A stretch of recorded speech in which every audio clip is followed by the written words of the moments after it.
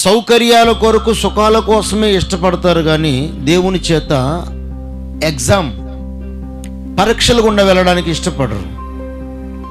ఈరోజు వచ్చే మనమందరం కూడా దేవుడు ఏమి ఇస్తాడా, ఏం తీసుకుందామనే ఆశపడతాం, కానీ దేవుడు మనకు ఒక పరీక్ష పెట్టి, ఆ పరీక్షలో ఒక శోధన పెట్టి, ఆ శోధన ద్వారా నువ్వు ముందుకు వెళ్ళు, నిన్ను నేను పరీక్షించిన తర్వాత, పరిశీలించిన తర్వాత నేను నీకు ఈ నిత్య జీవాన్ని ఇస్తాను అని అంటే, మనం మొట్టమొదటిగా దేనికి ఇష్టపడతామయ్యా అంటే సంతోషంగా సుఖాన్ని అనుభవించడానికి ఇష్టపడతాం, కానీ శ్రమను అనుభవించడానికి ఇష్టపడం.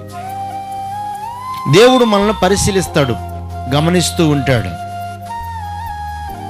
నేను ఒకటి విన్నా, ఒక పిల్లవాడంట బాగా ఆకలి అవుతుందంట. ఆ పిల్లవాడు ఒక హోటల్కి వచ్చాడంట. ఆ హోటల్ దగ్గర బాగా రద్దీగా ఉంటుందంట.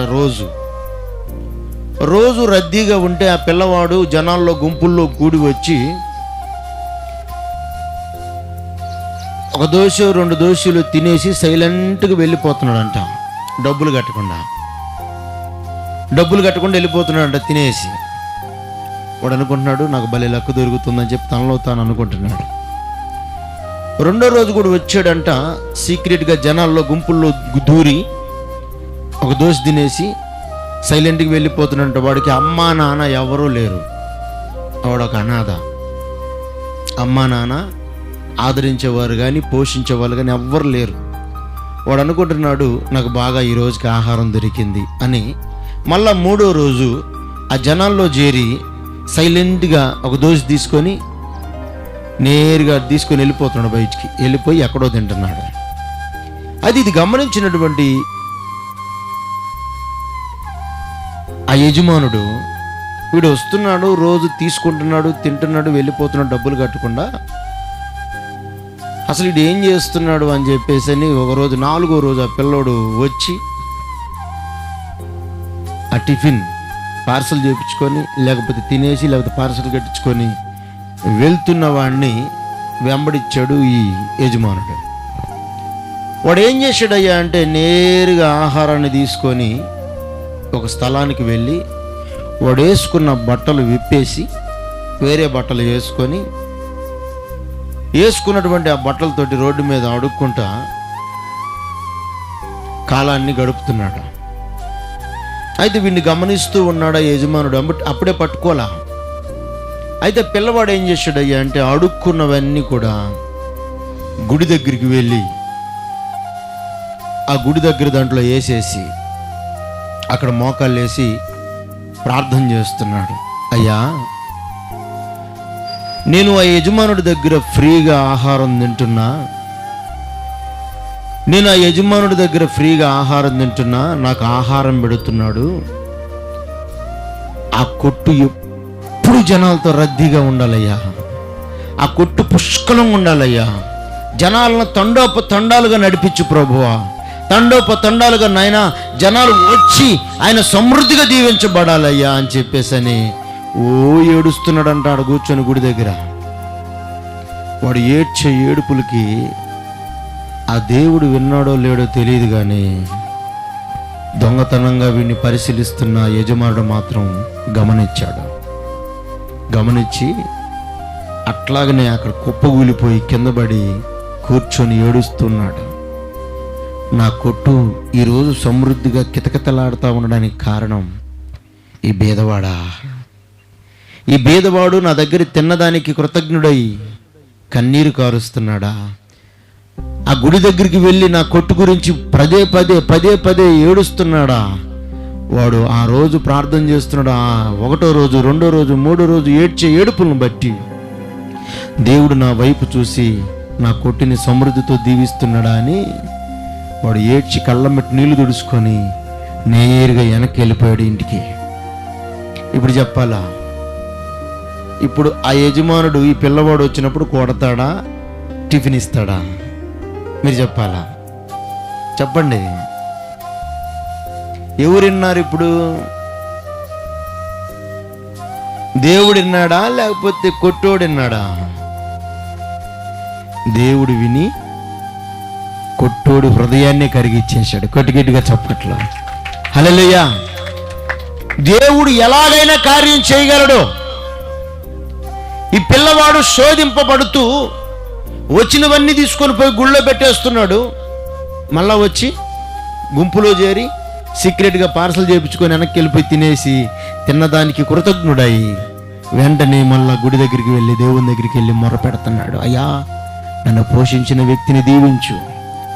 ఆ కొట్ల దగ్గర జనాలు ఉండకపోయినా నాకు సంబంధం లేదు, కానీ ఆయన దగ్గర నేను తింటున్నానయ్యా, ఆ ఇల్లు మాత్రం వర్ధిల్లాలి వర్ధిల్లాలి వర్ధిల్లాలి అని కన్నీరు గారుస్తూ ప్రార్థిస్తున్నాడు. ఆ కన్నీరు గారుస్తున్నటువంటి ఆ పిల్లవాడిని ఆ యజమానుడు చూసి రోజు వాడు వచ్చినప్పుడల్లా ఒక్కొక్క పార్సల్ వాడు తీసుకెళ్తే 3 పూట్లకు పార్సల్ కట్టించాడు. హల్లెలూయా. మీరు చెప్పాలా, కట్టిస్తాడా కట్టిడా? వీడు తింటే 2-3 పొట్లాలే, కానీ వీడి ద్వారా వేల మంది జనాలు, క్లౌడ్ పెరుగుతుంది, పబ్లిక్ పెరుగుతున్నారు. ఇక ఉండంగా వాడి జీవితమే మారిపోయింది. ఒకరోజు నువ్వు సీక్రెట్గా ఏడవచ్చు, 2వ రోజు సీక్రెట్గా ఏడవచ్చు, 3వ రోజు సీక్రెట్గా ఏడవచ్చు, 4వ రోజు దేవుడు ఎవరి కళ్ళల్లో నిన్ను వేయాలో వాళ్ళ కను దృష్టిలో నిన్ను పడేటట్లుగా దేవుడు చేస్తాడు. నీ చరిత్ర మారిపోయేటట్టుగా దేవుడు తీసుకొని పోతాడు. కొట్టుగిట్టుగా చప్పట్లో హల్లెలూయా. నువ్వు శోధింపబడుతున్నావని, శోధనలో పరిగెత్తుతున్నావని, తినడానికి తిండి లేదని, అనేక రీతులుగా కరువులో అల్లాడిపోతున్నానని నువ్వు బాధపడుతున్నావేమో, కానీ నీ బాధలను చూసే దేవుడు ఒక ఆయన ఉన్నాడు. ఆయన నిన్ను పరిశీలిస్తూ ఉన్నాడు, ఆయన గమనిస్తూ ఉన్నాడు. ఏడవకు, ఏడిచిన దానికి తగిన ప్రతిఫలం దేవుడిస్తాడు. కన్నీరు కార్చినా సరే ఆ కన్నీటికి బదులుగా నీకు దేవుడు పూదండనేస్తానని చెప్పాడు. కొట్టో గట్టిగా కొట్టు. కన్నీటికి బదులుగా పూదండలేస్తాడు ఆయన. శోధింపబడుతున్నావని చాలామంది ఈరోజు దేవుని దగ్గరికి వెళ్తే నాకేమొస్తుంది ఏమొస్తుంది ఏమొస్తుంది అంటున్నారు, కానీ అసలు దేవుని దగ్గరికి వస్తా నువ్వేం చేస్తున్నావు? నలిగిన హృదయం ఉందా మన దగ్గర? దేవుని దగ్గర ప్రాధేయపడే హృదయం ఉందా?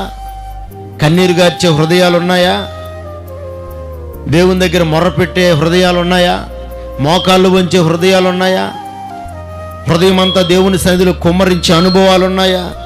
ఏమి మనం చెయ్యం, ఫలితం మాత్రం కావాలి. బుద్ధి లేదా కొద్దిగన్నా? మనం చేయాల్సినవి మనం చెయ్యం. దేవుని దగ్గర వరాలు వరాలు వరాలు